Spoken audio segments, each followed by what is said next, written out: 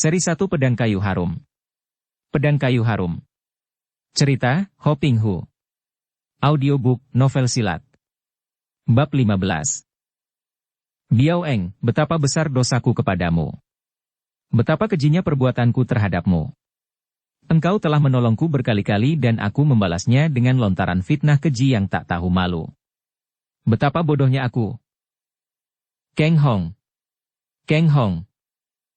Biao Eng terisak, hanya mampu memanggil nama yang dicintanya dan dirindukannya ini berkali-kali, kedua lengannya memeluk dan melingkari pinggang Keng Hong, didekapnya erat-erat seolah-olah ia takut kalau akan terpisah dan kehilangan pemuda ini lagi. Biao Eng, maafkanlah aku akan segala kesalahanku dahulu.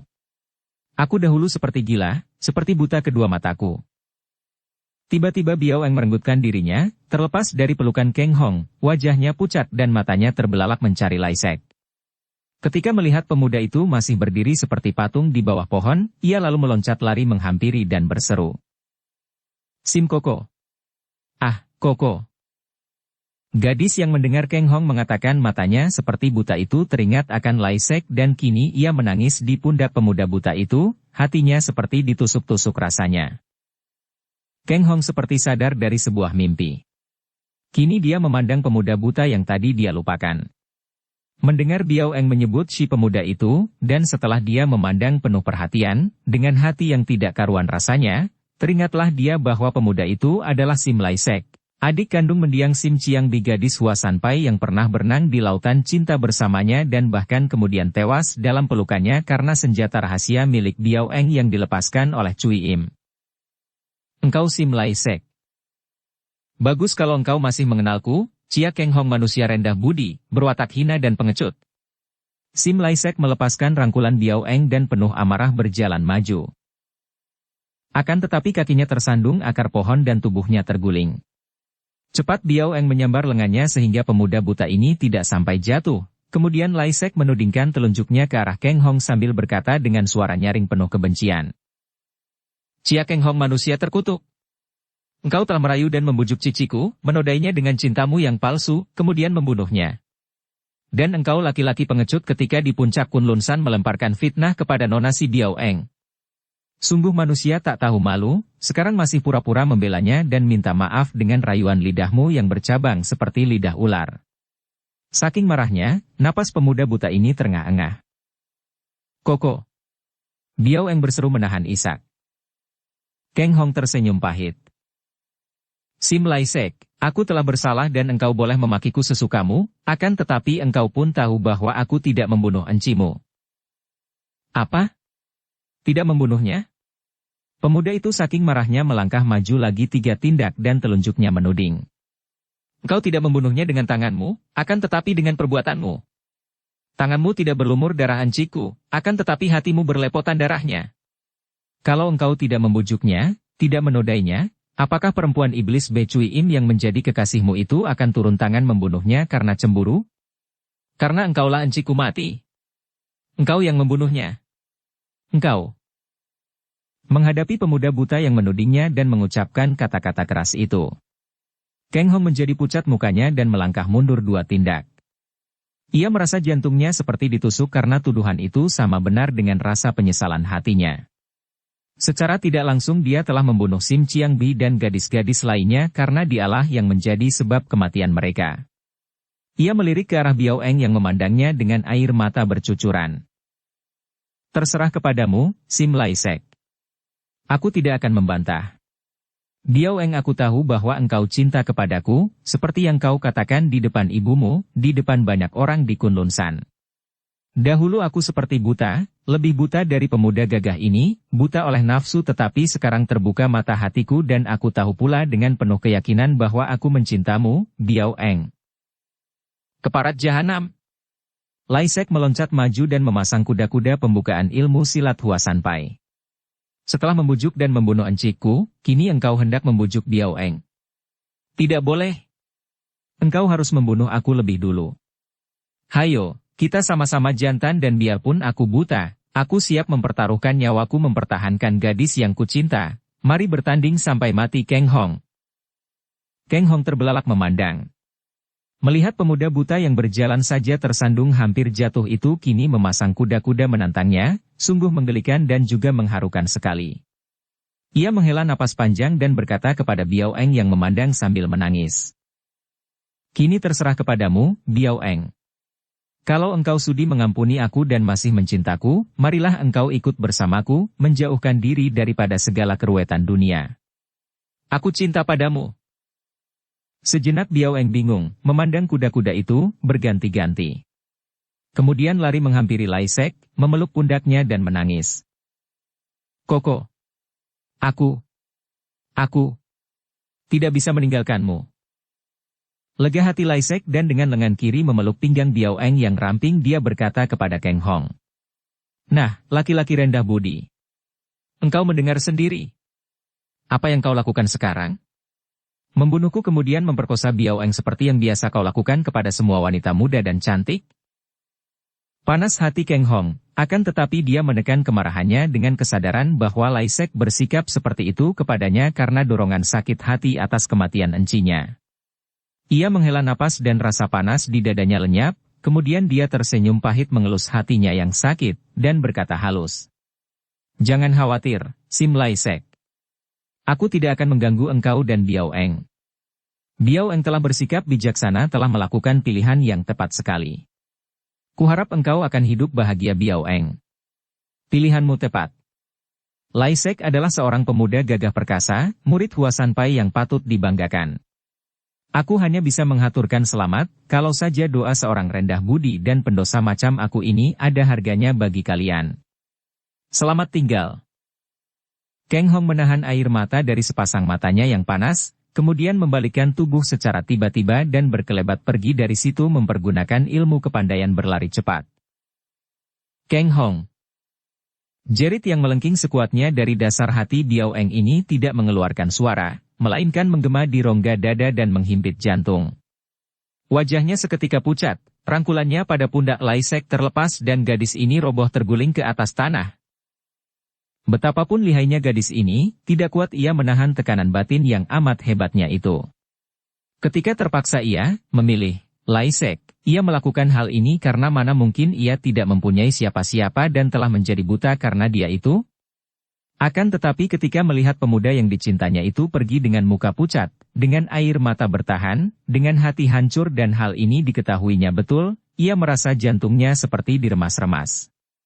Tadi ia telah menerima hantaman jubah di tangan Tian Kek Weisyo, sudah terluka di sebelah dalam dadanya. Kini himpitan batin itu membuat lukanya menghebat dan ketika ia menjeritkan nama Keng Hong, melainkan darah segar yang dimuntahkannya kemudian ia roboh pingsan. Biao Eng. Lai Sek menubruk tubuh yang pingsan itu. Ia menjadi bingung, mengguncang-guncang memanggil-manggil dan meraba-raba muka gadis yang dicintanya. Akan tetapi tubuh Biao Eng lemas, napasnya lemah sekali. Biao Eng. Biao Eng. Lai Sek memanggil-manggil dan dia menduga-duga yang bukan-bukan. Jangan-jangan kekasihnya telah dibunuh orang seperti yang terjadi pada encinya. Biao Eng. Biao Eng membuka matanya perlahan. Yang mula-mula dilihatnya adalah muka Lai Sek yang penuh kegelisahan kemudian pandang matanya bergerak memandang kedua tangan pemuda buta itu yang penuh darah. Darah yang dimuntahkan tadi membasahi leher dan karena tangan Lai Sek mengguncang-guncang dan meraba-rabanya, di luar pengetahuan pemuda itu kedua tangannya menjadi berlepot darah. Melihat ini, Biao Eng teringat kepada Keng Hong dan ia merasa seolah-olah darah yang berlepotan di kedua tangan Lai Sek itu adalah darah Keng Hong. Darah yang mengucur keluar dari hati Kang Hong yang diremas-remas oleh kedua tangan Lai Sek. Engkau kejam, tiba-tiba ia berkata sambil bangkit duduk. Lai Sek menjadi lega hatinya, mengira bahwa Biao Eng memaki Keng Hong yang sudah pergi. Biao Eng, engkau tidak apa-apa. Biao Eng seolah-olah tidak mendengar pertanyaan ini. Ia menatap wajah pemuda itu dan berkata lagi. Sim Lai Sek, engkau manusia kejam. Kini Lai Sek terkejut bukan main. Suara gadis itu menggetar setengah berbisik, penuh kedukaan yang hebat, akan tetapi amat dingin. Apa? Apa maksudmu? Ia bertanya penuh kekhawatiran dan hendak memegang pundak Biao Eng. Jangan sentuh aku dengan tanganmu yang berdarah. Berdarah dengan darah yang mengucur dari hati Keng Hong, engkau kejam sekali. Biao Eng. Apa? Apa kesalahanku? Sim Lai Sek, engkau kejam sekali. Mengapa engkau memaki-maki seperti itu? Dia tidak bersalah, dia tidak berdosa, akan tetapi engkau menyerangnya dengan penghinaan dan maki-makian yang lebih tajam dari bacokan dan senjata pedang. Mengapa engkau menyiksa hatinya seperti itu? Kini suara Biao Eng mengandung kemarahan dan membuat Lai Sek lebih bingung lagi. Aku benci sekali padanya, Biao Eng. Dia telah menyebabkan kematian enciku, satu-satunya orang yang kumiliki saat itu, pengganti kedua orang tuaku. Aku benci sekali kepada Kang Hong dan andai kata aku tidak buta dan andai kata aku berkepandaian, aku tentu tidak akan memakinya, melainkan membunuhnya. Tapi dia tidak bersalah. Bukan dia yang membunuh encimu, dan dia pun tidak memperkosa encimu. Kalau sampai terjadi hubungan cinta, tentu encimu yang tergila-gila kepadanya. Suara Biao Eng makin marah karena hatinya penuh dengan rasa iba terhadap Kang Hong. Biao Eng, engkau malah menyalahkan encikku. Aku hanya bicara sebenarnya. Keduanya sama panas hati dan sama marah. Sampai lama mereka terdiam, akhirnya Lai Sek mengeluarkan suara, kini tidak lagi mengandung rasa marah dan penasaran, kata-katanya halus dan lemah. Biao Eng, engkau mencinta Kang Hong. Sudah sejak dahulu aku mencinta Kang Hong dan engkau pun sudah tahu akan hal ini. Biao Eng yang belum dapat mengenyahkan rasa kemarahannya karena sikap Lai Sek terhadap Kang Hong. Lai Sek menundukkan mukanya, keningnya berkerut-kerut, garis tegak lurus membagi mukanya dari atas hidung sampai ke dalam mata yang buta itu dipejamkan rapat-rapat dan urat di kedua pelipis berdenyut-denyut, suaranya menggetar ketika dia berkata, halus penuh penerimaan dan penyerahan. Kalau begitu, Biao Eng, mengapa engkau tadi tidak pergi bersama Kang Hong? Aku seorang buta yang tak berharga, mengapa engkau menyiksa hati dan tidak meninggalkan aku saja? Aku akan rela kau tinggalkan, Biao Eng. Aku tahu diri akan keadaanku yang tidak akan dapat membahagiakanmu. Biao Eng memandang wajah itu dan keharuan membanjiri hatinya, mengusir semua kemarahan tadi. Sadarlah ia betapa sikapnya amat menyakitkan hati Lai Sek. Pemuda ini tidak pernah menuntut kebutaan matanya, tidak pernah membujuknya, sungguh pun pemuda ini menyatakan cintanya yang amat besar. Koko, maafkan aku, Koko. Ia menubruk dan merangkul pundak pemuda itu. Aku bingung. Akan tetapi aku takkan dapat meninggalkanmu. Maafkan aku. Lai Sek tersenyum sedih dan mengelus-elus rambut kepala gadis yang dicintanya sepenuh jiwa raganya itu. Akan tetapi, engkau mencinta Kang Hong, tak mungkin engkau dapat membagi cinta kasihmu kepadaku, Biao Eng. Aku tidak perlu berbohong kepadamu, Koko. Memang cinta kasih di hatiku kuserahkan kepada Kang Hong. Akan tetapi jiwa ragaku kuserahkan kepadamu, Koko. Kalau engkau ragu-ragu, kuserahkan tubuhku kepadamu, kalau kau kehendaki sekarang juga. Apa? Apa katamu? Lai Sek terkejut. Biao Eng menjatuhkan diri dalam pelukan pemuda buta itu. Aku menyerahkan tubuhku kepadamu, ambillah sekarang juga. Aku rela dan agar kau percaya kepadaku. Lai Sek yang memeluk tubuh itu tersenyum duka, menggeleng kepala dan berkata halus. Aku bukan laki-laki macam itu, kekasihku. Cintaku kepadamu bukanlah semata-mata cinta berahi. Cintaku terhadap orang tuaku yang telah tiada, cintaku terhadap enciku yang terbunuh kini semua kubulatkan menjadi cintaku kepadamu. Aku tidak akan mempergunakan kesempatan akan kerelaan dan kepasrahanmu ini, Biao Eng. Tidak. Dijauhkan Tuhan aku daripada perbuatan-perbuatan itu. Aku akan memiliki ragamu setelah hubungan kita disahkan dalam pernikahan dan sebelum itu engkau bebas, kekasihku. Aku tidak mau menyalahgunakan kepercayaanmu. Bagi orang muda di dunia ini tidak ada penyakit yang lebih menyiksa daripada sakit asmara gagal yang membuat patah hati. Tidak ada bagian tertentu dari tubuh rasanya tak nyaman, tidur tidak nyenyak, makan tidak sedap, segala keindahan di dunia lenyap berubah menjadi membosankan, hati seperti kosong, hati terasa sunyi sungguh pun berada di tengah kota ramai misalnya, dan tidak ada keinginan apa-apa lagi di hati. Tubuh yang lemas hanya ingin tidur, kalau mungkin tidur terus tidak usah bangun kembali karena begitu bangun, hati tersiksa lagi teringat akan pacar direbut orang. Semenjak meninggalkan Biao Eng dan Lai Sek, keadaan Kang Hong seperti orang linglung, wajah pucat seperti mayat, sinar matanya redup seperti lampu kehabisan minyak. Ia berlari asal lari saja, berjalan asal jalan saja, semua kemauan lenyap dari hatinya yang kosong melompong. Sepekan lamanya dia berjalan saja siang malam.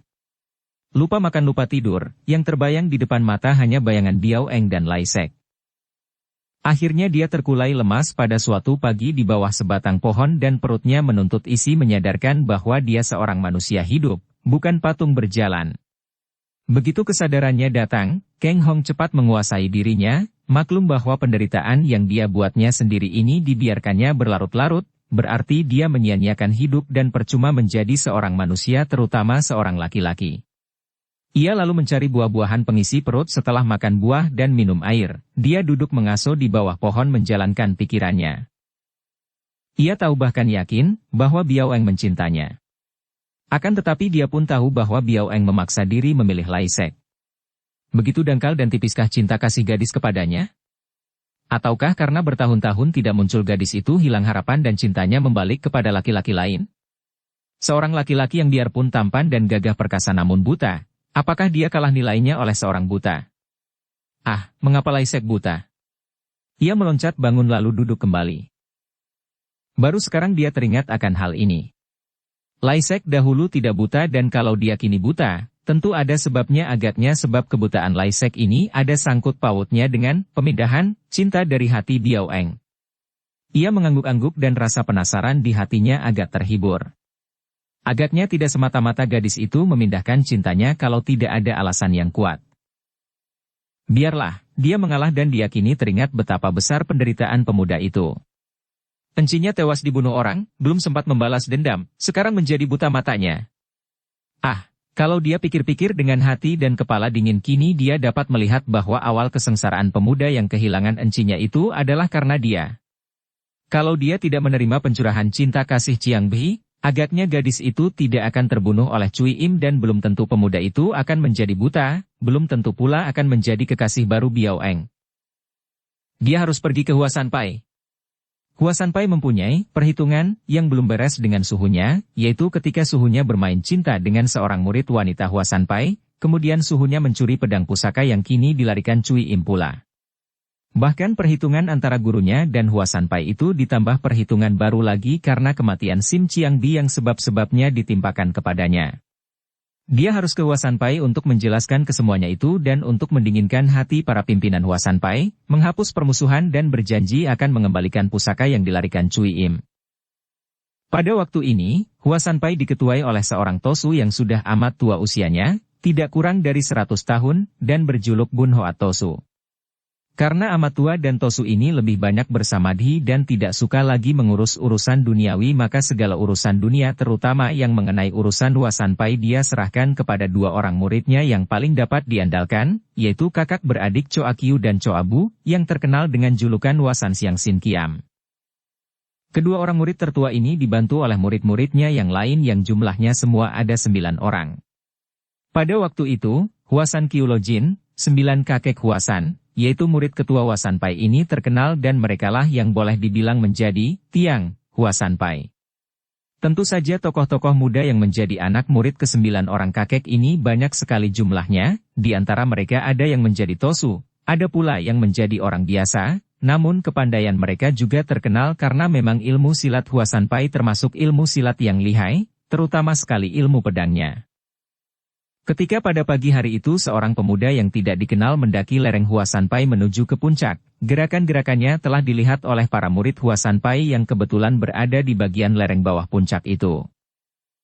Segera terdengar suara seorang di antara mereka yang melengking tinggi memberi tanda kepada saudara-saudaranya. Suara ini dikeluarkan dengan pengerahan hikang dan terdengar bergema sampai jauh. Beberapa detik kemudian terdengarlah lengking-lengking yang sama dari beberapa jurusan sebagai jawaban. Pemuda itu adalah Kang Hong.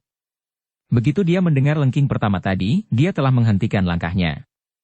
Ia maklum bahwa dia berada di daerah kekuasaan Hua Sanpai, maka dia tidak berani bersikap sembrono dan begitu mendengar lengking yang membuktikan kekuatan Sin Kang itu dia berhenti untuk duduk di bawah pohon, di atas sebuah batu gunung yang hitam sambil menanti perkembangannya karena dia dapat menduga bahwa tentu kehadirannya telah dilihat oleh orang-orang Hua Sanpai.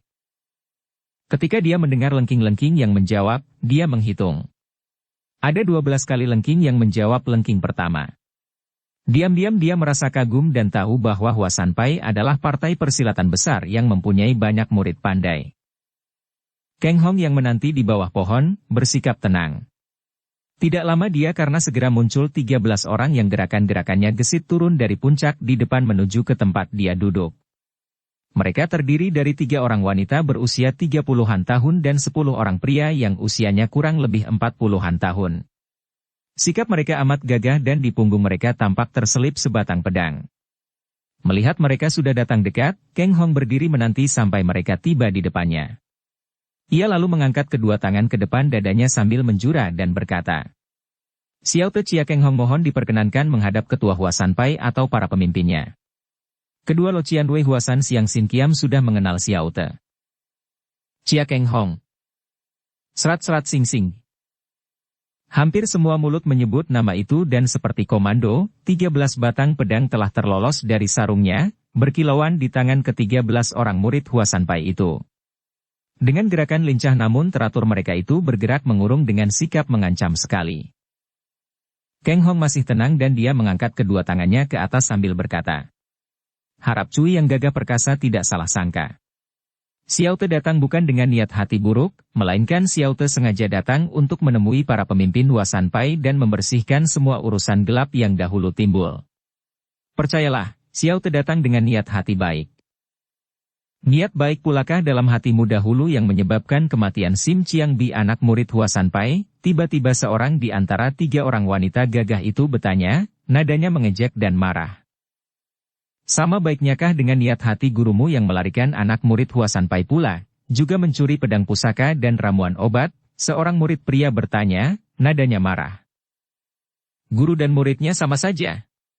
Bahkan menurut Coato Asupek, muridnya lebih berbahaya."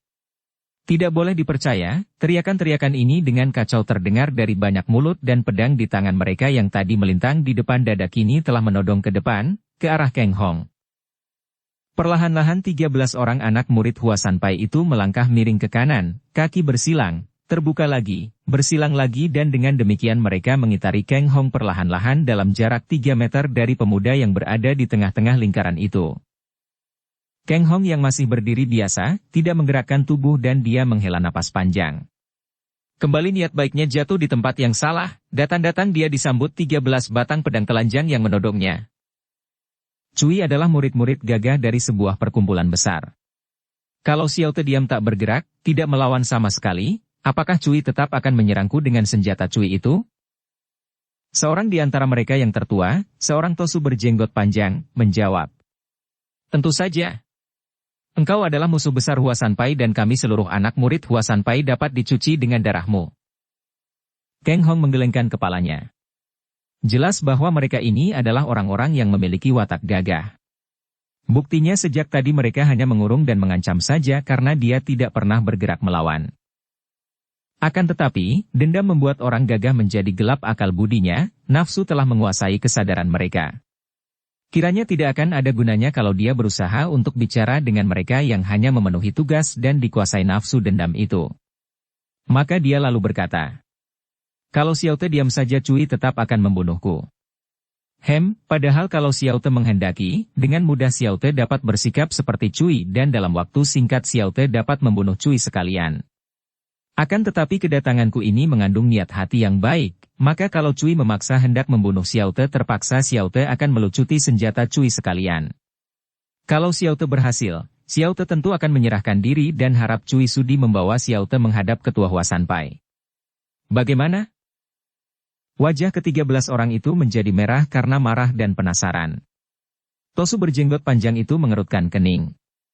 Boleh jadi mereka semua bukanlah orang yang terlalu lihai. Akan tetapi kedudukan mereka di Hua Sanpai adalah murid-murid tingkat 2, jadi menduduki tingkat pertama sesudah ketua Hua Sanpai yang sudah tua. Masa kini dengan 13 orang menghadapi pemuda murid Xinjiu Qiamong ini, dalam waktu singkat pemuda ini akan mampu melucuti senjata mereka? Baiklah, pemuda yang sombong. Kami berjanji, kalau engkau dapat melucuti senjata kami akan membawamu menghadap guru-guru kami. Keng Hong mencurahkan perhatiannya, kedua kakinya masih berdiri biasa, dan dia berkata, "Kalau begitu, majulah dan seranglah saya." Akan tetapi 13 orang itu tidak ada yang bergerak menyerangnya, hanya kembali melanjutkan gerakan kaki mereka melangkah miring yang tadi dihentikan ketika mereka bicara. Hanya pedang yang menodongnya kini ditarik kembali melintang di depan dada. Kang Hong kagum bukan main. Ternyata murid-murid Huasanpai ini amat hati-hati dan agaknya terlatih baik. Kini mereka bersikap untuk bertahan atau mempertahankan senjata mereka agar tidak terampas, dan mereka menanti dia melakukan gerakan lebih dulu. Dari sikap mereka, tahulah dia bahwa 13 orang ini memiliki ilmu pedang yang lebih lihai dan sama sekali tidak boleh dipandang ringan. Agak berbahaya kalau dia melucuti mereka dengan tangan kosong. Kalau dia menggunakan siang bokiam yang tersembunyi di balik bajunya tentu akan lebih mudah. Akan tetapi dia harus dapat menundukkan hati mereka, maka akan lebih mengesankan kalau dia dapat melucuti mereka dengan tangan kosong. Kiranya hanya ilmu pedang mereka yang lihai dan kalau dia menggunakan kekuatan sinkang tentu akan berhasil. "Cui, awas seranganku." Tiba-tiba tubuhnya membalik ke kiri melakukan pukulan dengan tangan ke arah seorang laki-laki tinggi besar dan yang cepat mengelebatkan pedang membacok lengannya, dibantu oleh dua orang di kanan kirinya yang juga membacok lengan itu. Mereka bertiga ini bekerja sama, sekaligus menangkis dan mengancam untuk membabat putus lengannya. Akan tetapi tiba-tiba Kang Hong membalikkan tubuh secepat kilat sehingga tidak tersangka-sangka oleh semua pengeroyoknya dan benar saja dugaannya. Pada saat 3 orang yang berada di depannya itu menangkis, yang 10 orang di belakangnya telah menggerakkan pedang, ada yang menusuk dan ada yang membacok. Sambil membalikkan tubuhnya itu, kedua tangannya mendorong ke depan mengeluarkan sinkang yang amat kuat. Angin dorongan kedua tangannya seperti angin taufan meniup dan 10 orang itu terhuyung ke belakang sambil mengeluarkan seruan kaget. Karena keadaan mereka kacau balau karena kaget ini, mereka menjadi makin panik ketika tiba-tiba ada bayangan putih berkelebatan di depan mereka. Seorang demi seorang merasa lengan kanan mereka lumpuh dan tahu-tahu pedang mereka telah terampas oleh Kang Hong. Pemuda lihai ini cepat membalik ke 3 orang yang kini berada di belakangnya itu berseru keras sambil menyerang nekat melihat saudara-saudaranya sudah dirampas pedangnya. Kang Hong menggunakan sebuah pedang rampasan, yang 9 buah dipondong di lengan kiri, menangkis sambil mengerahkan tenaga. Terang-terang-terang. 3 batang pedang di tangan 3 orang murid Huasan apa? Itu terlempar ke atas.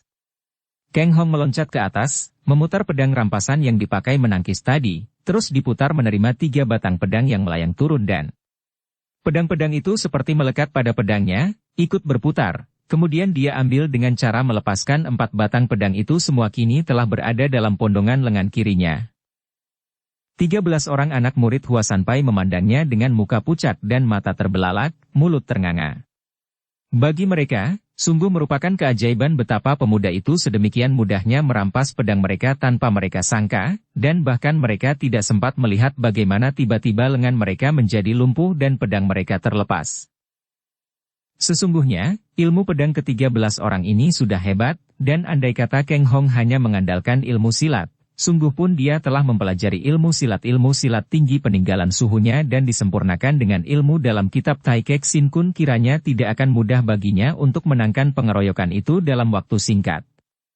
Bahkan agaknya dia baru akan dapat merampas pedang setelah merobohkan mereka, sedikitnya melukai mereka.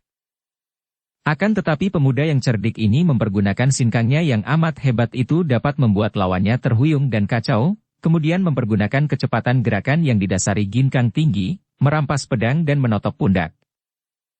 Telah Xiao Te katakan bahwa Xiao Te tidak datang untuk bermusuhan, maka Xiao Te persilakan Cui menerima kembali pedang masing-masing dan sudilah mengantarkan Xiao Te naik menghadap ketua Huasanpai.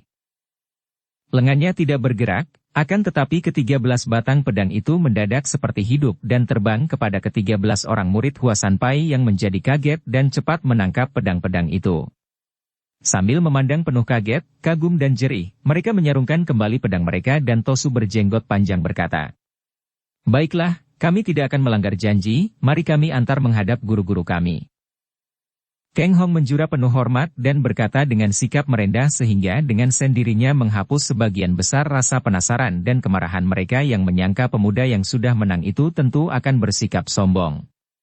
"Silakan, Cui, Kalau Cui meragukan niat baikku, biarlah Xiao Te berjalan di tengah sehingga menjadi orang tangkapan Cui.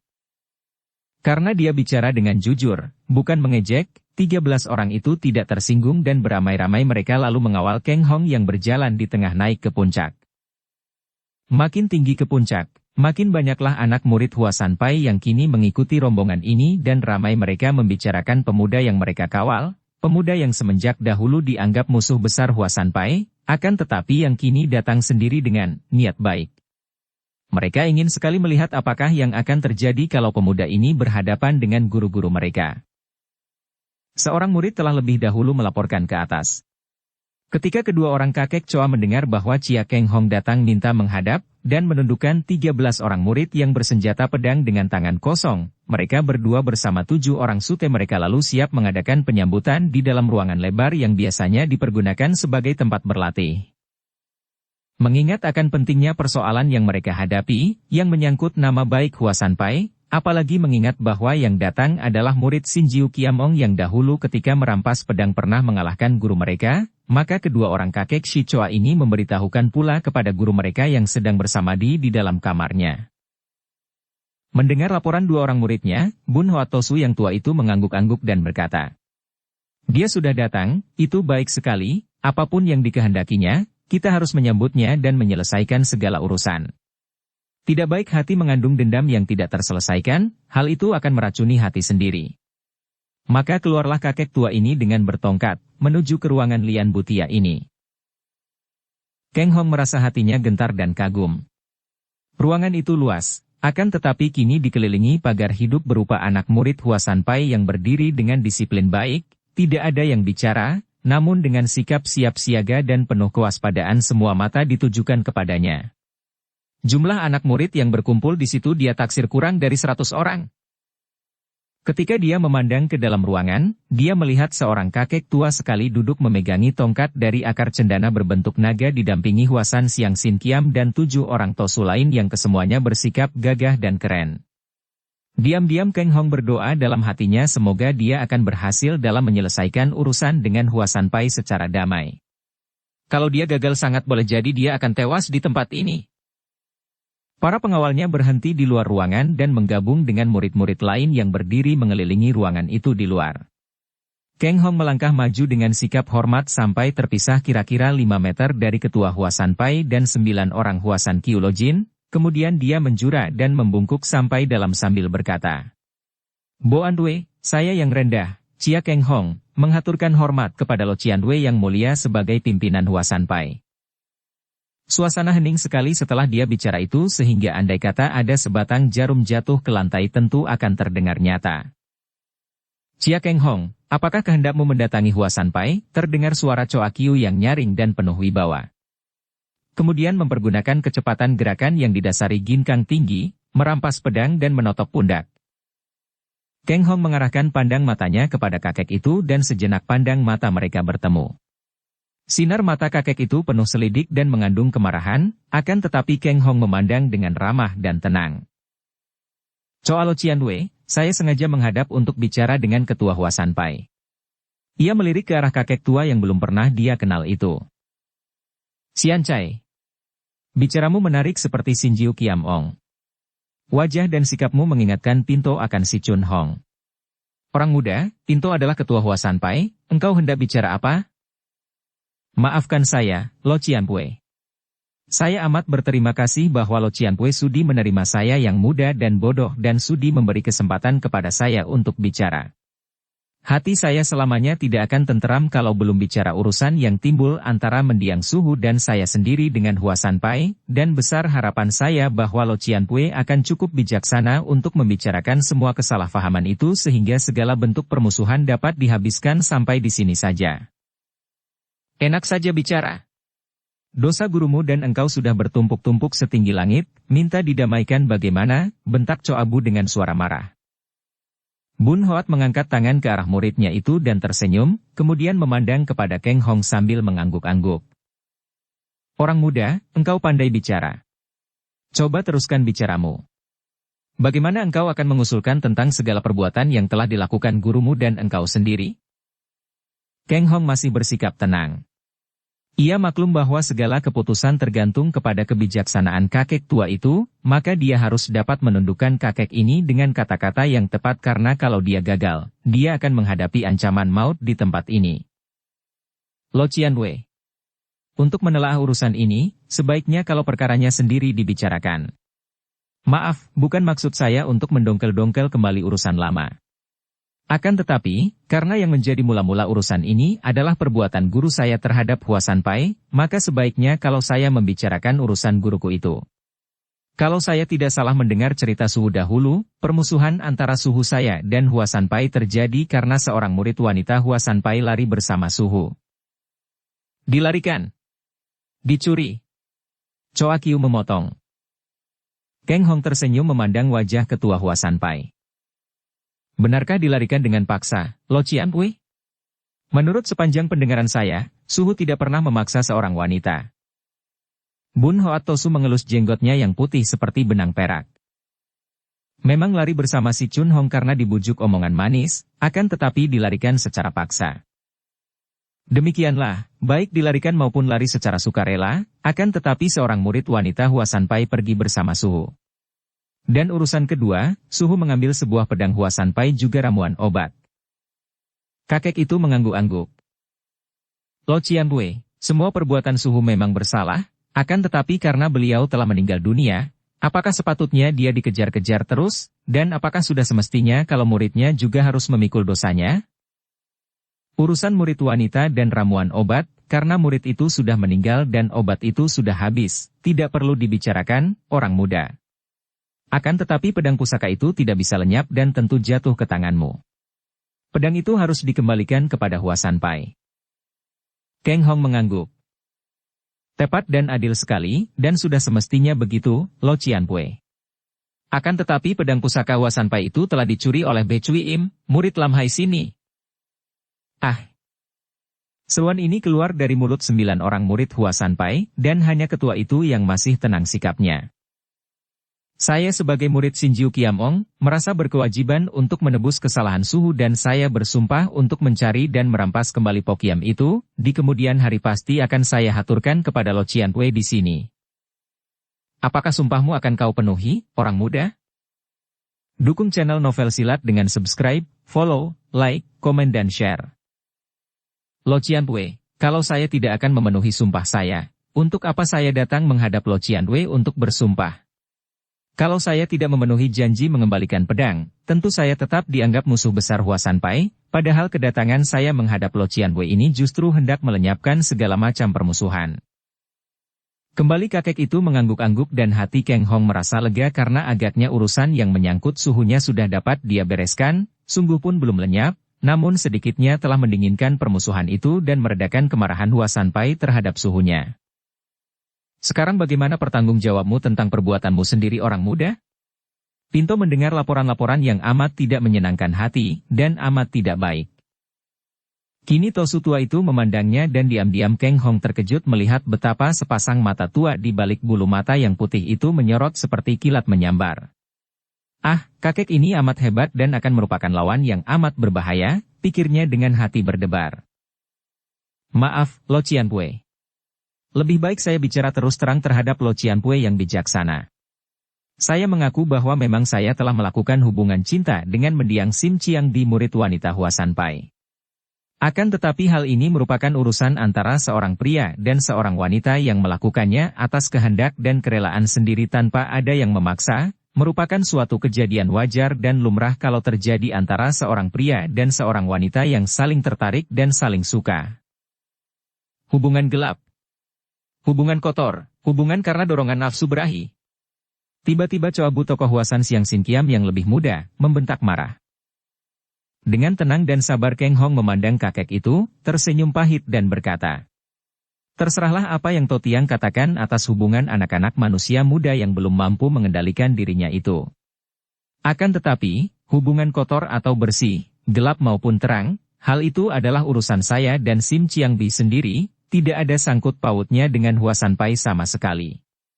Ataukah, ada peraturan istimewa di Hua Sanpai yang mengikat sehingga setiap orang anak murid Hua Sanpai tidak dapat bebas lagi dalam segala hal mengenai pribadinya, sehingga untuk memilih pacar sekalipun harus ditentukan oleh tokoh-tokoh Wasanpai yang duduk di pimpinan seperti Jiwie Totiang dari Siang Sin Kiam.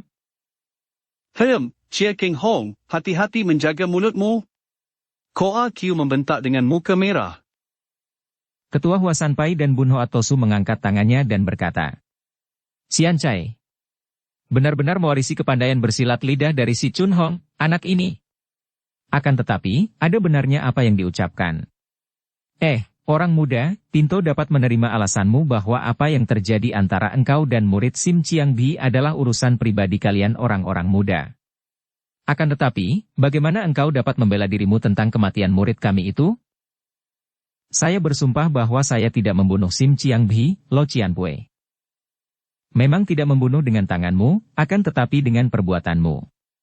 Dia mati dalam pelukanmu dan kalau engkau tidak bermain cinta dengan dia, dia tidak akan mati terbunuh iblis betina yang merasa cemburu. Hayo, bantahlah kalau bisa. Choa Kiu membentak lagi. Maaf, Totiang. Tidak ada kematian tanpa sebab, akan tetapi ada sebab langsung yang disengaja. Kalau saya dianggap sebab kematian Sim Chiang Bi maka saya hanya merupakan sebab tidak langsung dan tidak saya sengaja. Saya tidak berniat membunuh dia dan kalau kenyataannya dia dibunuh orang selagi berada dalam pelukanku, hal itu hanya kebetulan saja. Sebab yang langsung berada di tangan Beh Cui Im, karena dialah yang membunuh Chiang Bi dan saya berjanji akan membuat perhitungan dengan Cui Im. Bun Hoa Tosu mengangguk-angguk. Bagus, engkau pandai membela diri dan memang pembelaanmu dapat diterima. Setelah mendengar semua alasan-alasan yang kau kemukakan, kami dari pihak Wasanpai akan ditertawai dunia Kang Ou kalau masih hendak menyalahkanmu. Kiranya yang menjadi biang keladi dari kesemuanya ini adalah murid Lam Hai Sini yang bernama Beh Cui Im itu. Betapa aneh peristiwa yang bermunculan di dunia Kang Ou sekarang ini. Selain muncul engkau sebagai murid Sinjiu Kiamong yang cukup menghebohkan, muncul pula Beh Cui Im yang menggegerkan dunia, bahkan namanya kini menjulang tinggi melampaui nama gurunya. Siapakah yang tidak mengenal dia yang kini berjuluk Angkiam Butek, yang telah banyak membunuh tokoh besar dunia Kang Ou? Entah dari mana ia mendapatkan ilmu kepandaian tinggi, kabarnya lebih tinggi daripada Lam Hai Sini sendiri. Orang muda, dia bersama murid Go Bicit Kui yang berjuluk Jai Hua Ong kini telah menjadi jago-jago nomor 1 dari barisan pengawal kaisar. Tahukah engkau? Keng Hong terkejut. Begitukah, Lo Cianpue? Baru sekarang saya mendengar dan terima kasih atas petunjuk Lo Cianpue. Sekarang juga Bo Anpue akan pergi ke kota raja mencarinya, selain untuk merampas kembali semua kitab dan pusaka yang dicurinya, juga untuk menghukumnya atas segala perbuatan jahatnya sehingga menyeret saya ke dalam jurang permusuhan dari semua orang gagah. Keng Hong sudah menjura dengan hormat dan siap hendak berangkat, akan tetapi tiba-tiba Choa Kiu dan Choa Bu, Huasan Siang Sin Kiam telah meloncat maju dan Choa Kiu berkata, Tunggu dulu, Chia Keng Hong. Keng Hong berhenti dan membalikkan tubuh, berdiri tegak menanti dengan tenang apa yang dikatakan dua orang Tosu yang dia tahu masih merasa penasaran bahwa dia dibebaskan secara demikian mudah oleh ketua Huasanpai. Kemudian Choa Kiu berkata, Harap Suhu tidak mudah dibohongi pemuda yang pandai membujuk ini. Harap Suhu memperkenankan Teocu bicara dengan dia sebelum dia pergi meloloskan diri. Asalkan kau dapat menjaga agar Huasanpai selalu bertindak berdasarkan kebenaran, lakukanlah apa yang kau kehendaki dari pemuda ini, jawab ketua Huasanpai dengan sabar. Sepasang pedang sakti dari Huasanpai melangkah maju menghadapi Keng Hong, dan Choa Kiu berkata, Chia Keng Hong, engkau telah berjanji untuk mencari Angkiam Butek, merampas kembali pedang pusaka Huasanpai dan mengembalikan kepada kami juga menghukum Angkiam Butek, atas semua perbuatannya. Benarkah itu? Benar, Lo Cianpue. Dan sekali lagi untuk melakukan hal yang Lo Cianpue sebutkan tadi. Chia Keng Hong, apakah engkau cukup memiliki ilmu kepandaian untuk mengalahkan Angkiam Butek? Keng Hong tersenyum. Ia adalah seorang yang amat cerdik dan pertanyaan ini sudah cukup baginya untuk mengetahui apa yang dikehendaki Huasan Siang Sin Kiam, maka dia menjawab tanpa ragu-ragu. Saya merasa yakin bahwa saya akan dapat mengalahkan dia, Lo Cianpue. Bocah sombong. Kalau engkau tidak dapat membuktikan sekarang juga di depan Huasanpai, maka jelaslah bahwa engkau tadi telah menipu kami dengan kata-kata manis, muluk-muluk dan kosong belaka, kata pula Choa Kiu, suaranya mengandung kemenangan. Kang Hong mengerti, akan tetapi pura-pura tidak mengerti dan bertanya. Apa yang Lo Cianpue maksudkan? Nama Ang Kiam Butek menjadi buah percakapan di dunia Kang Ou. Dia telah membunuh Tian Ti Huaishio dan Sin Tu Gi Hiap, merobohkan banyak sekali tokoh Kang Ou yang berilmu tinggi. Saya dapat menambah lagi, Lo Cianpue, kata Kang Hong memotong kata-kata Choa Kiu. Ang Kiam Butek Becui Im itu bahkan telah membunuh bekas gurunya sendiri, Lam Hai Sini. Semua orang kaget, bahkan Bun Hoa Tosu sendiri nampak tercengang. Choa Kiu melanjutkan ucapannya. Nah, hal itu membuktikan bahwa ilmu kepandaian Ang Kiam Butek benar-benar hebat dan jelas tingkat kepandaiannya melebihi tingkat kepandaian Huasan Siang Sin Kiam.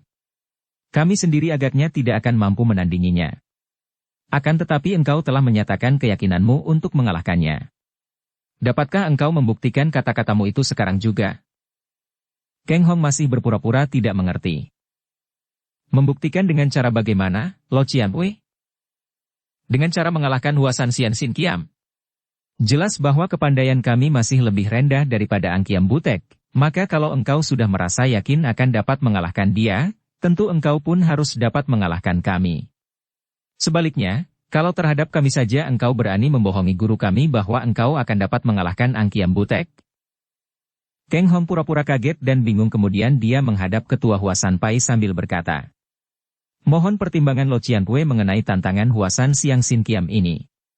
Lo Cianpue, saya datang menghadap Lo Cianpue dengan niat untuk menghabiskan segala permusuhan dan kesalahpahaman yang ada di antara kita. Bagaimana mungkin saya berani menghadapi dua orang tokoh besar Huasan Pai dalam pertandingan? Bukankah hal ini akan membuat usaha dan niat baik Bo Anwei menjadi sia-sia belaka? Bun Hoa Tosu tersenyum dan berkata, tidak mengapa, orang muda. Apa yang diusulkan oleh kedua orang muridku memang benar, bukan sekali-kali untuk mengujimu karena tidak percaya. Engkau adalah murid tunggal Sinjiu Kiamong tentu memiliki ilmu kepandaian yang hebat. Akan tetapi, bagaimana hati kami sepeninggalmu akan dapat tenang dan yakin bahwa pusaka Huasan Pai akan dapat dikembalikan kalau kami tidak menyaksikan lebih dulu kelihayanmu. Harap jangan sungkan dan perlihatkanlah kepandaianmu dan keampuhan Siang Bok Kiam kepada kami. Kang Hong menjadi kagum. Ketua Huasan Pai ini benar-benar bijaksana. Jawabannya sekaligus menyadarkan kedua orang muridnya bahwa pertandingan ini hanya merupakan ujian, dan sekaligus menarik kesempatan untuk menyaksikan kehebatan Siang Bok Kiam dan ilmu pedangnya. Ia pun kagum bahwa kakek tua renta ini sudah tahu bahwa dia membawa pedang kayu harum itu, padahal pedang itu dia sembunyikan di balik jubahnya. Ia cepat memberi hormat dan berkata, baiklah kalau begitu, Lo Cianpue Jiwie Huasan Siang Sin Kiam, saya telah siap menerima pelajaran Jiwie. Lega hati kedua tokoh Huasan Pai itu. Mereka selalu merasa penasaran dan hal ini akan mengganggu hati mereka kalau mereka belum mencoba kelihayan murid tunggal Sinjiu Kiamong, yang selama beberapa tahun ini membuat mereka seperti juga tokoh-tokoh lain di dunia Kang Ou, menjadi lelah badan dan kesal pikiran. Sudah bertahun-tahun mereka ikut mengejar Kang Hong tanpa hasil, kini setelah pemuda itu muncul sendiri, malah dibebaskan sedemikian mudahnya. Mereka tentu akan penasaran dan gelisah kalau belum menguji kepandaian pemuda ini yang oleh guru mereka kini tidak dianggap musuh lagi, melainkan sahabat yang hendak mencarikan kembali pedang pusaka Huasan Pai. Kedua orang kakek itu melangkah ke tengah ruangan, diikuti pandang mata ketua Huasan Pai dan 7 orang murid kepala lain yang menjadi adik-adik seperguruan Huasan Siang Sin Kiam. Juga para murid yang berkumpul mengelilingi ruangan itu memandang dengan hati tegang, akan tetapi juga ada rasa gembira di hati mereka karena seperti semua ahli silat di dunia ini, pertandingan yang paling menarik.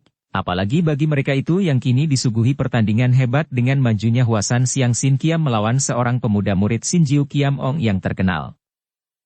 Karena merasa bahwa mereka berdua maju untuk menguji, apalagi karena maklum atau dapat menduga akan kelihayan pemuda ini, maka Siang Sin Kiam mengusir rasa sungkan di hati akan kenyataan bahwa mereka sebagai tokoh-tokoh besar Huasan Pai kini hendak mengeroyok seorang pemuda yang patut menjadi cucu murid mereka. Sing! Sing, tampak sinar berkilat menyilaukan mata ketika kakak beradik ini mencabut pedang mereka. Mereka sudah berdiri berdampingan dan memasang kuda-kuda yang sama, dengan pedang di tangan kanan melintang di depan dada, tangan kiri diangkat ke atas kepala dengan jari-jari disatukan menuding ke langit, lutut kaki kanan ditekuk depan kaki kiri, mata mereka menatap tajam kepada Kang Hong. Kang Hong maklum bahwa dua orang kakek ini amat lihai ilmu pedangnya. Kalau tidak demikian masa mereka mendapat julukan Huasan Siang Sin Kiam? Mereka merupakan murid-murid utama dari Huasan Pai dan berkedudukan tinggi. Untuk dapat menimbulkan kesan baik dan membuktikan kesanggupannya, dia harus dapat mengalahkan mereka. Akan tetapi mengalahkan mereka tanpa melukai, karena kalau hal ini terjadi tentu akan menimbulkan lagi perasaan bermusuh. Dia mengerti pula bahwa sekali ini, dia bertanding melawan dua orang lihai di bawah pengawasan mata yang tajam dari ketua Huasan Pai dan 7 orang murid kepala yang lain, maka sudah tentu saja dia tidak berani main-main dan berpura-pura karena hal ini kalau sampai ketahuan tentu menimbulkan kesan seolah-olah dia memandang rendah Huasan Pai. Jalan satu-satunya harus mengalahkan mereka dengan ilmu pedang yang lebih tinggi, dan hanya Siang Bo Kiam sajalah yang kiranya akan dapat menundukkan sepasang pedang sakti ini. Maafkan saya, katanya dan tangannya meraba ke dalam jubahnya. Di lain saat dia sudah mencabut Siang Bo Kiam dan yang tampak hanya sinar hijau berkelebat berbareng tercium bau yang harum. Siang Bo Kiam. Terdengar bisikan-bisikan yang hampir berbareng keluar dari mulut murid-murid Huasan Pai sehingga bisikan yang dilakukan banyak mulut itu menjadi tidak lirih lagi.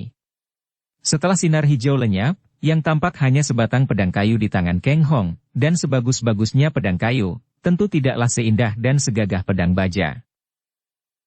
Namun, begitu melihat pedang itu terpegang di tangan Kang Hong dan melihat pemuda itu membuat gerakan kuda-kuda pembukaan, Siang Sin Kiam mengikuti dengan pandang mata tajam dan penuh kewaspadaan. Gerakan kuda-kuda Kang Hong adalah gerakan pembukaan ilmu pedang Siang Bo Kiam Sut yang luar biasa. Kedua kaki pemuda itu, terpentang dengan lutut ditekuk ke depan, pedang kayu harum mula-mula menuding ke langit dari atas kepala lalu perlahan-lahan melingkari leher terus turun menuding bumi di depan kaki, sedangkan tangan kiri membentuk lingkaran dan berakhir di depan dada dengan sikap menyembah, tangan miring dan jari terbuka rapat. Cia Kang Hong, jaga serangan kami. Choa Kiu berseru keras dan tiba-tiba dia dan Choa Bu sudah menerjang maju, pedangnya menusuk leher dan pedang adiknya menusuk pusar. Terang-terang. Pedang kayu harum sudah menangkis kedua pedang itu sekaligus sehingga kedua pedang itu terpental. Namun kakak beradik Choa itu adalah ahli-ahli pedang yang kenamaan dan banyak pengalaman.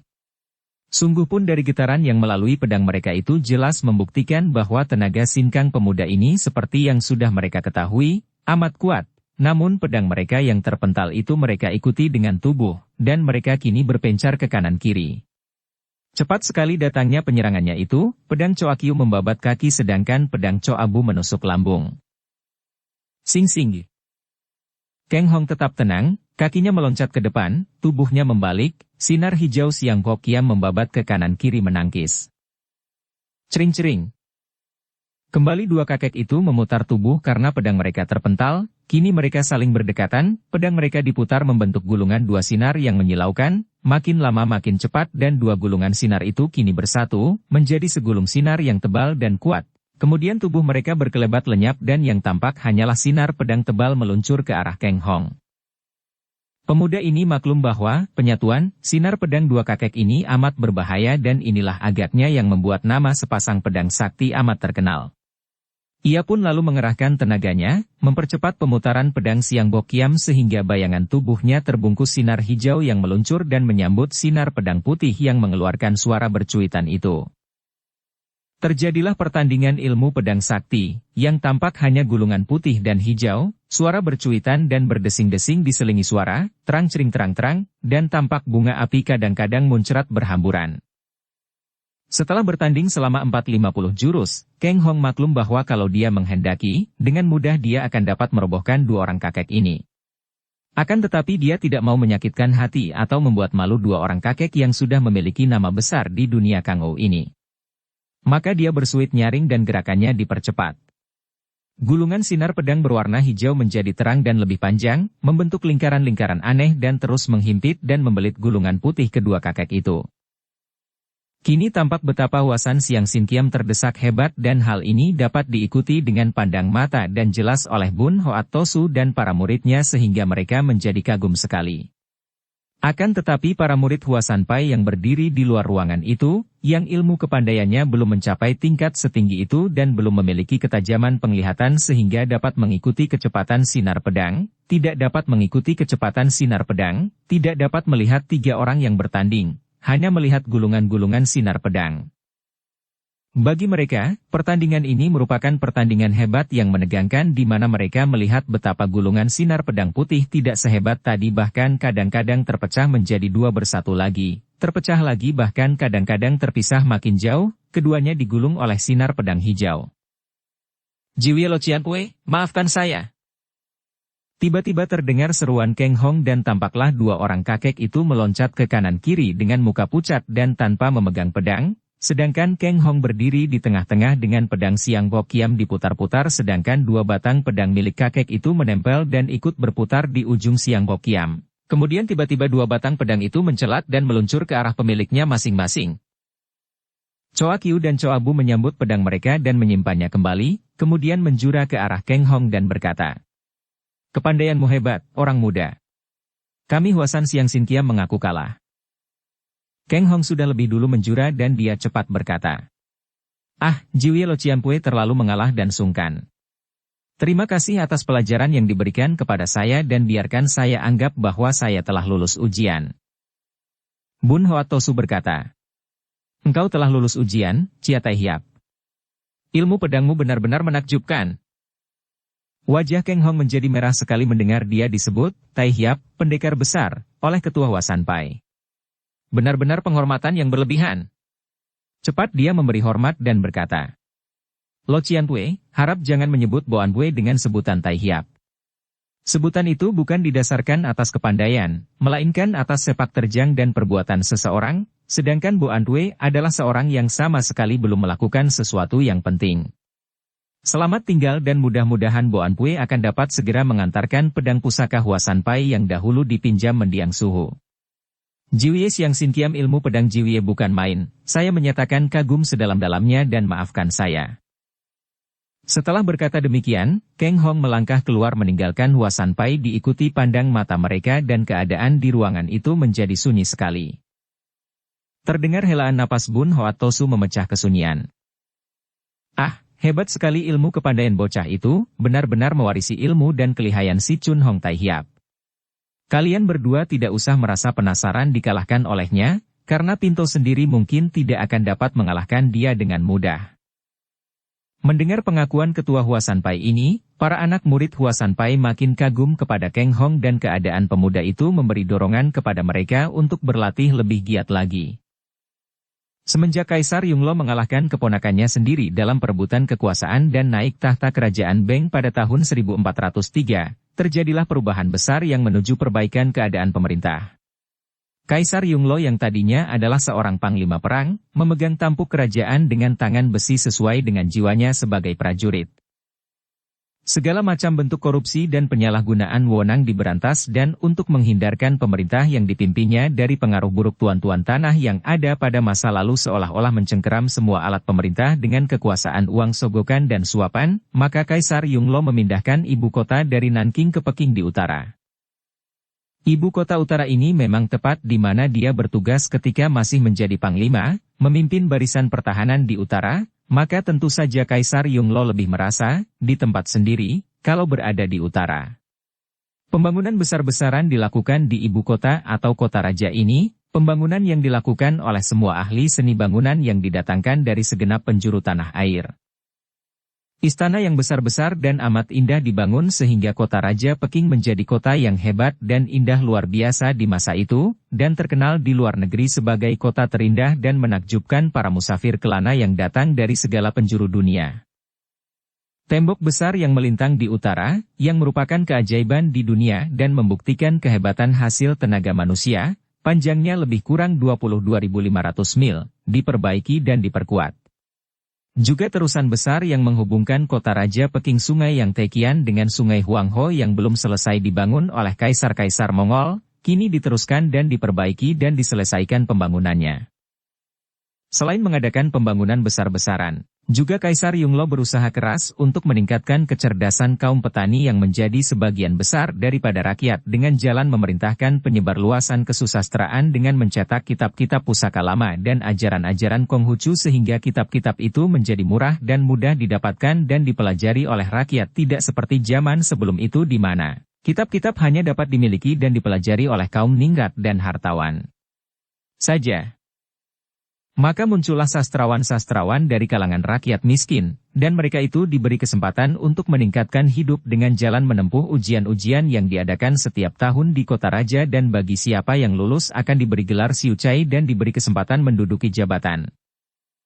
Kaisar Yongle memang bijaksana, tidak hanya dalam hal kesusastraan di mana dia mencurahkan perhatiannya, mempersilakan kaum terpelajar dan sastrawan-sastrawan yang dahulunya banyak yang dikejar-kejar sebagai pemberontak apabila ada di antara mereka yang berani mengkritik istana, kini datang membantu pemerintahannya dan memberi kedudukan sesuai dengan kepandaian mereka. Di samping usaha memajukan kesusastraan dan kesenian, sebagai seorang kaisar bekas panglima, tentu saja kaisar ini tidak mengabaikan pertahanan perang, juga dapat menghargai bantuan kaum persilatan. Maka Kaisar Yongle mengumumkan untuk membuka tangan kepada tokoh-tokoh Kang Ou yang suka untuk membantunya, untuk diuji kepandaiannya dan diberi kedudukan pula, dari pengawal-pengawal istana sampai komandan-komandan pasukan, disesuaikan masing-masing dengan tingkat kepandaian dan pengalaman masing-masing. Dengan janji kedudukan tinggi, apalagi menjadi pengawal istana yang pada waktu itu merupakan pangkat yang amat besar kekuasaannya, biasanya pengawal lebih galak dan merasa lebih kuasa daripada yang dikawal, banyaklah para tokoh Kang Ou yang berilmu tinggi datang ke kota raja untuk menghambakan diri kepada kaisar baru kerajaan Beng ini. Akan tetapi, tidaklah mudah dapat diterima menjadi pengawal kaisar atau pengawal istana. Ujiannya terlampau berat. Ada 3 tingkat pengawal istana kaisar, yaitu tingkat pengawal istana kaisar yang memiliki ilmu kepandaian paling tinggi, tingkat kedua adalah pengawal istana bagian dalam, dan tingkat ketiga adalah tingkat istana bagian luar. Untuk dapat diterima menjadi pengawal-pengawal ini, calon harus membuktikan kelihayannya dengan mengalahkan penguji dari 3 tingkatan. Dan ternyata tidaklah mudah dan jarang sekali ada tokoh Kang Ou yang dapat mengalahkan atau menandingi para penguji ketiga tingkatan itu, apalagi tingkat pertamanya.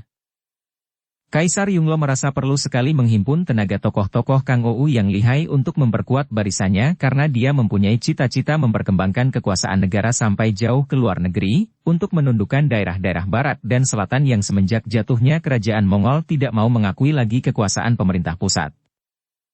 Bahkan Kaisar Yongle bercita-cita lebih jauh lagi, yaitu mengirim pasukan-pasukan jauh menyeberangi lautan selatan untuk mencari kemungkinan-kemungkinan yang akan mendatangkan keuntungan dan kebaikan bagi negaranya, karena dia mendengar selatan amat kaya akan rempah-rempah dan hasil buminya yang subur. Dukung channel Novel Silat dengan subscribe, follow, like, komen dan share.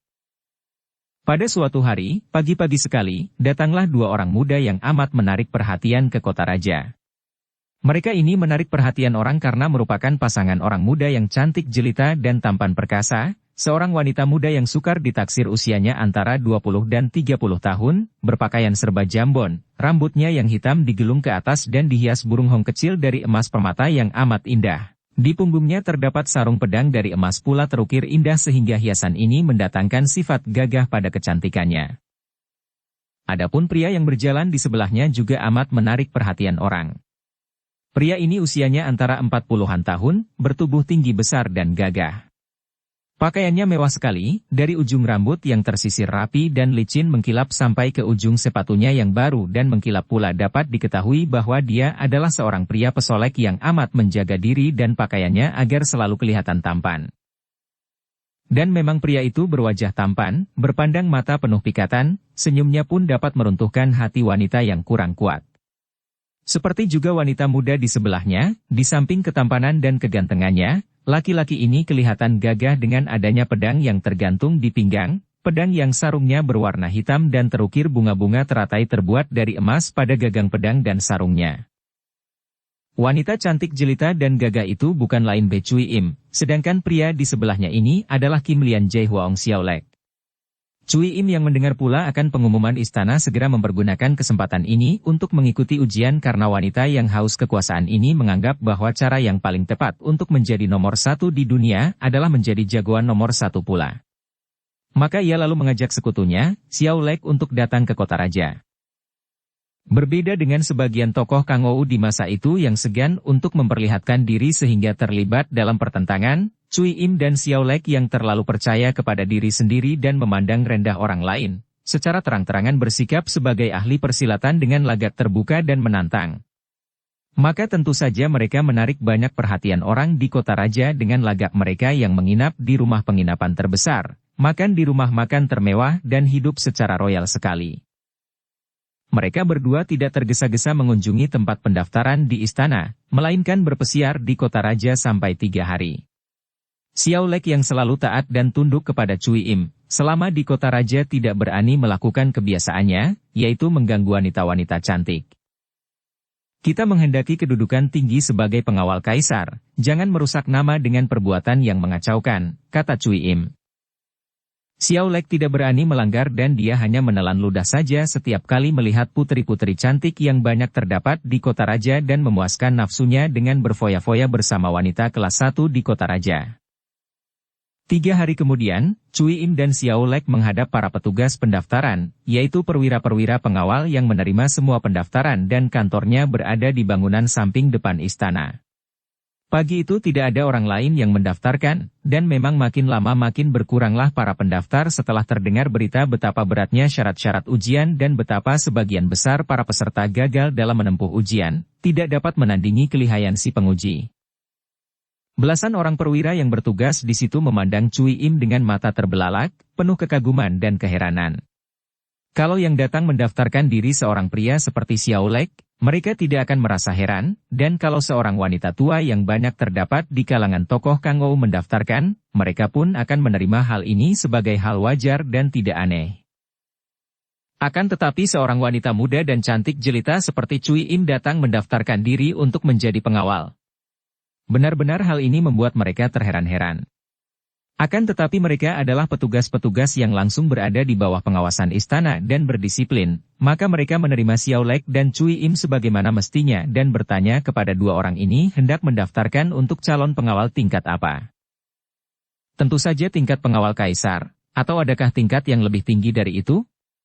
Kalau ada, aku hendak mendaftar untuk tingkat yang lebih tinggi, tingkat yang paling tinggi, kata Cui Im dengan sikap sembarangan. Para petugas yang sudah terheran-heran itu menjadi melongo saking herannya. Seorang di antara mereka yang bertugas menuliskan nama pendaftaran khawatir kalau dia salah dengar dan bertanya. Siapakah yang mendaftarkan untuk pertama, calon pengawal kaisar, saudara inikah? Ia menuding ke arah Xiao Lek. Xiao Lek tersenyum. Kedua-duanya, sobat. Kami berdua mendaftarkan untuk calon pengawal kaisar. Apakah tidak boleh? Ah, boleh. Boleh, tentu saja boleh. Akan tetapi ujiannya amat berat dan salah-salah nyawa bisa melayang. Kami sudah siap sedia untuk resiko itu, jawab Cui Im, dan harap catat bahwa aku mempunyai sebuah benda amat berharga yang hendak kupersembahkan kepada kaisar apabila aku dapat lulus ujian dan menjadi pengawal kaisar. Di sini dilarang untuk menyuap dan menyogok, apalagi terhadap kaisar. Tiba-tiba perwira itu berkata tegas. Cui Im bertolak pinggang, memandang tajam dan berkata lebih tegas lagi. Siapa bicara tentang suap dan sogok? Aku akan menangkan kedudukan pengawal kaisar dengan kepandaianku, akan kukalahkan pengujinya, dan tentang benda itu ketahuilah hai perwira yang lancang mulut bahwa persembahanku itu adalah kitab Taiyang Chin Keng.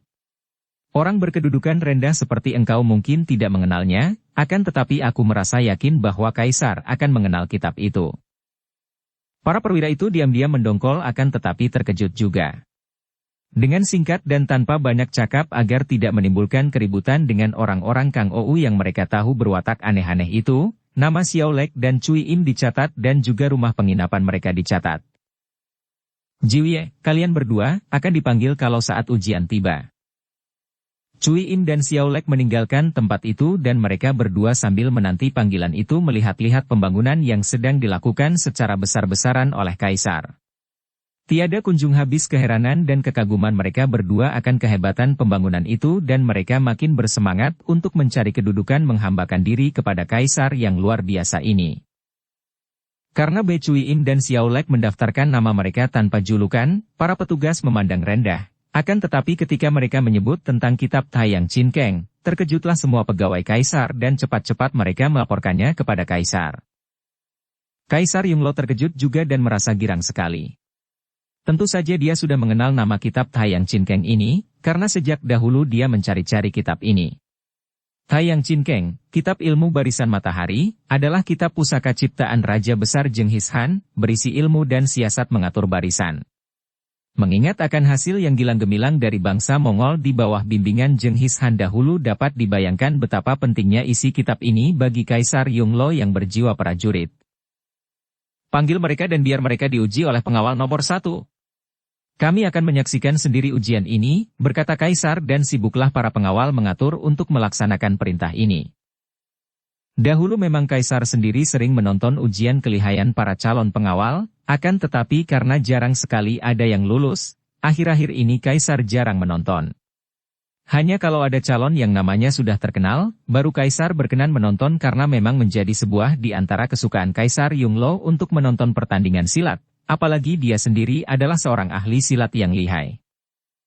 Kalau sekarang Kaisar berkenan ingin menyaksikan sendiri ujian yang akan dilakukan terhadap Cui Im dan Xiao Lek, hal ini adalah karena Kaisar amat tertarik mendengar bahwa wanita muda yang bernama Bei Cui Im hendak mempersembahkan Taiyang Chin Keng.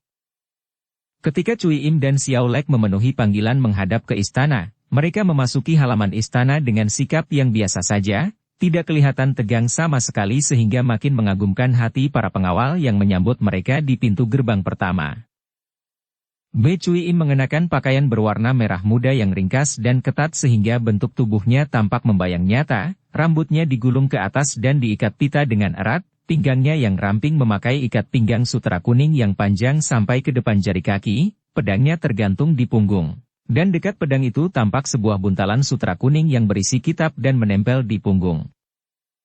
Xiao Lek berpakaian gagah, pakaian seorang jago silat yang ringkas, kedua pergelangan tangannya dipasangi kulit hitam pelindung pergelangan, rambut kepalanya tertutup kain pengikat kepala yang dihias bunga teratai emas, pedangnya tergantung di pinggang sebelah kiri, langkahnya tegap, dadanya bidang membusung ke depan, matanya berkilat dan wajahnya berseri, senyumnya tak pernah meninggalkan bibir.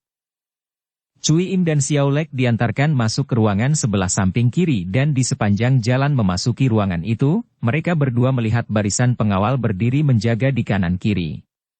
Para pengawal yang menjaga sebelah dalam istana ini merupakan pengawal-pengawal tingkat 2 dan sikap mereka angker, dengan pandang mata penuh kewaspadaan menjaga segala kemungkinan untuk menjamin keamanan dalam istana.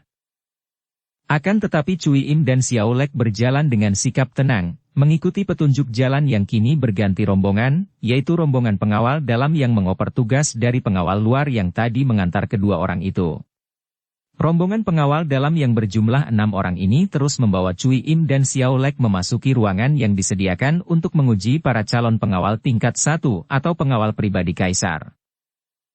Ruangan itu amat luas dan ketika mereka memasuki ruangan itu, di situ kosong tidak tampak seorang pun manusia, kecuali beberapa orang pengawal dalam yang menjaga di setiap sudut dengan tombak di tangan seperti arca batu. Akan tetapi, 6 orang pengawal yang mengantar Cui Im dan Xiao Lek menjatuhkan diri berlutut menghadapi sebuah tirai yang berada di sebelah dalam. Dari tempat itu dapat dilihat samar-samar bahwa di belakang tirai terdapat sebuah meja besar dan beberapa buah kursi. Akan tetapi di situ pun kosong. Harap Jiwie suka berlutut untuk menghormat Sri Baginda Kaisar, bisik seorang di antara para pengawal kepada Cui Im dan Xiao Lek. Tempat itu mendatangkan suasana angker dan penuh wibawa, maka mendengar bisikan ini Xiao Lek dan Cui Im menjatuhkan diri berlutut di samping 6 orang pengawal itu menghadap ke arah tirai. Rit! Tiba-tiba tirai itu terkuak ke kanan kiri sehingga tampaklah meja dan beberapa kursi di balik tirai, juga kini tempat itu menjadi terang sekali, agaknya ada bagian-bagian rahasia yang dibuka sehingga sinar matahari masuk memenuhi ruangan. Bagaikan setan-setan saja, tahu-tahu di kanan kiri meja itu sudah berdiri 5 orang yang berpakaian pengawal, bertopi yang dihias bulu burung sebagai tanda bahwa mereka adalah anggota Gilim Kun, Pasukan pengawal pribadi Kaisar. Rata-rata mereka sudah berusia 50 tahun lebih. Ada yang gemuk, ada yang kurus. Ada yang tinggi, ada yang pendek sehingga mereka itu tidaklah kelihatan gagah perkasa seperti para pengawal istana dalam atau pengawal istana luar. Akan tetapi bagi pandang mata Cui Im dan Xiao Lek, mereka dapat melihat jelas bahwa 5 orang anggota Gilim Kun itu memiliki ilmu kepandaian silat yang tinggi. Tiba-tiba terdengar aba-aba yang tidak jelas dari sebelah dalam, pintu terbuka dari dalam dan muncullah Kaisar dikawal oleh 7 orang anggota Gilim Kun. Kaisar Yunglo berusia kurang lebih 50 tahun, bertubuh tinggi tegap dan wajahnya angker sekali. Sepasang alisnya yang tebal itu merupakan garis yang ujungnya naik ke atas, demikian pula sepasang matanya yang tajam dan membayangkan kemauan keras. Hidungnya besar dan mulutnya yang juga membayangkan kekerasan hati terhias kumis yang dipotong pendek. Akan tetapi jenggotnya gemuk dan panjang sekali. Wajah seorang gagah perkasa, seperti wajah pahlawan besar Kuan Kong. Akan tetapi pada saat itu Kaisar tersenyum dan matanya memandang ramah ke arah kedua orang yang berlutut di atas lantai bersama 6 orang pengawal. Kedua calon telah menghadap Paduka, Sri Baginda Kaisar yang mulia. Seorang di antara pengawal dalam berkata, suaranya nyaring memecah kesunyian ruangan itu. Kaisar memberi tanda dengan tangannya dan seorang di antara pengawal pribadi, yang tua berambut putih bertubuh tinggi kurus, berkata kepada para pengawal dalam. Para pengawal dalam boleh mundur. 6 orang pengawal itu memberi hormat, lalu bangkit dan mengundurkan diri, kembali ke pos mereka yang tadi. Pengawal berambut putih itu berkata lagi, kini ditujukan kepada Cui Im dan Xiao Lek. Kedua orang gagah diperkenankan bangkit berdiri oleh Sri Baginda Kaisar. Tempat, suasana, dan suara pengawal itu mendatangkan wibawa. Cui Im dan Xiao Lek segera memberi hormat sambil berlutut, kemudian bangkit berdiri menghadap ke arah Kaisar. Betapapun lihai mereka ini, merupakan petualang-petualang yang tak pernah mengenal takut, akan tetapi wibawa yang keluar dari pribadi Kaisar dan suasana tempat itu membuat denyut jantung mereka mengencang. Kini mereka berdua dapat memandang jelas, mereka tidak berani memandang wajah Kaisar secara langsung, akan tetapi diam-diam mereka memperhatikan 12 orang pengawal Kaisar itu. Ternyata tidak seorang pun di antara pengawal kedua orang ini memandang rendah. Akan tetapi di hadapan Kaisar yang mempunyai wibawa demikian hebat, tentu saja mereka berdua tidak berani banyak tingkah. Setelah Kaisar memandang wajah kedua orang itu, sebagai seorang yang bijaksana dan waspada, hati Kaisar agak kecewa. Ia melihat sifat-sifat tidak baik pada diri kedua orang itu, akan tetapi juga dapat menangkap kelihayan yang terbayang pada tubuh dan wajah mereka. Dia memerlukan tenaga mereka, dan soal sifat baik dan tidak baik, kekuasaannya akan dapat menundukkan mereka. Kuda-kuda yang liar memang berbahaya, akan tetapi sekali dapat menundukkan mereka, akan menjadi alat yang amat berguna karena tenaga mereka yang boleh diandalkan, demikian pikir Kaisar yang cerdik ini. Siapakah di antara kalian berdua yang kabarnya hendak mempersembahkan kitab Taiyang Cinkeng kepada kami? Kaisar bertanya, suaranya halus, akan tetapi memiliki dasar wibawa yang menggetarkan hati pendengarnya. Hamba Be Cui Im yang membawa persembahan itu untuk Paduka Sri Baginda, jawab Cui Im dengan muka tunduk. Kaisar memandang tajam, tersenyum dan hatinya tidak percaya, akan tetapi ia berkata, wanita muda yang gagah, siapakah julukanmu di dunia Kang Ou? Biasanya, kalau ada orang menanyakan nama julukannya, Cui Im tentu akan memberitahu dengan hati besar dan bangga. Akan tetapi sekali ini, ditanya oleh Kaisar sendiri, hatinya menjadi berdebar, dan suaranya tidak garang ketika menjawab. Hamba. Hamba. Disebut Angkiam Butek. Pedang merah tanpa tanding. Tentu ilmu pedangmu hebat sekali. Be Cui Im, engkau berani menyebut kitab yang hendak kau persembahkan itu sebagai Taiyang Cinkeng. Sudah yakin benarkah bahwa kitab itu tidak palsu? Hamba bukan seorang ahli barisan, tentu saja hamba tidak dapat membedakan mana yang palsu dan mana yang tulen. Akan tetapi hamba mendapatkannya dari peninggalan Sinjiu Kiam Ong. Ah! Kalau begitu, tentu saja tulen. Kaisar berseru gembira. Melihat kegembiraan Kaisar, Cui Im cepat menurunkan buntalan kitab yang digendong di punggungnya dalam sutera kuning, lalu berlutut dan mengangkat buntalan kitab itu tinggi-tinggi sambil berkata, hamba mempersembahkan kitab ini, mohon Paduka sudi menerima. Angkiam Butek, bukankah engkau mengatakan pada para pengawal bahwa engkau akan mempersembahkan kitab itu kalau engkau telah berhasil lulus ujian? Hamba yakin akan lulus, jawab Cui Im, kini dengan suara tegas, karena setelah bercakap-cakap dan mendengar suara kaisar itu ramah, kegentarannya berkurang. Kaisar tersenyum lebar. Engkau yakin? Pengawal tingkat mana yang hendak kau pilih? Tingkat pertama, hamba ingin menjadi pengawal pribadi Paduka yang mulia. Hahaha. Engkau terlalu besar hati, Angkiam Butek. Untuk menjadi pengawal pribadiku engkau harus mengalahkan pengawal kepala yang paling lihai di antara 12 orang pengawal pribadiku ini. Dan engkau takkan menang. Mohon ampun, Sri Baginda. Hamba tidak sombong, akan tetapi hamba merasa yakin akan dapat mengalahkan pengawal Paduka yang manapun juga. Wah, engkau benar-benar luar biasa. Hendak kulihat apakah kitab persembahanmu itu tidak palsu, kemudian akan kusaksikan apakah kesanggupanmu itu pun bukan hanya kosong belaka. Kaisar memberi isyarat dan seorang di antara pengawalnya, yang berambut putih itu menuruni tangga, menghampiri Cui Im. Pengawal ini adalah seorang ahli silat yang berilmu tinggi yang sejak sebelum Kaisar Yunglo menjadi kaisar telah menjadi pengawal pribadinya. Dia dahulunya adalah seorang tosu perantau yang sudah menjelajah di luar tembok besar daerah utara, mempelajari berbagai ilmu silat dari utara yang dia gabungkan dengan ilmu silat dari selatan. Setelah menjadi pengawal Kaisar Yunglo yang dahulu masih raja muda, dia melepaskan jubah tosu dan mempergunakan nama sendiri, yaitu Tenkyu. Ilmu silat Tenkyu ini tinggi dan sukar dicari bandingnya, akan tetapi karena dia tidak pernah terjun di dunia Kang Ou, melainkan menjadi pengawal setia, maka namanya tidak terkenal di dunia Kang Ou. Ketika melihat sikap Cui Im yang sama sekali belum dikenalnya dan mendengar ucapan yang begitu yakin, dia menjadi tidak senang dan menganggap bahwa wanita ini sombong sekali. Di antara 12 orang pengawal pribadi kaisar yang kesemuanya memiliki ilmu kepandaian tinggi, orang-orang pilihan dari berbagai daerah yang sudah diuji kepandaian dan kesetiaannya, dia merupakan orang pertama dan boleh dibilang jago nomor 1 kecuali 5 orang, pengawal rahasia, kaisar yang diangkat setelah junjungannya menjadi kaisar. Kini ada seorang wanita muda, belum 30 tahun usianya, menyatakan di depan kaisar bahwa wanita ini yakin akan dapat mengalahkan setiap orang pengawal pribadi kaisar. Alangkah sombongnya, dia menjadi penasaran sekali. Ia merasa yakin bahwa dalam 1-2 jurus saja dia akan mampu mengalahkan wanita itu.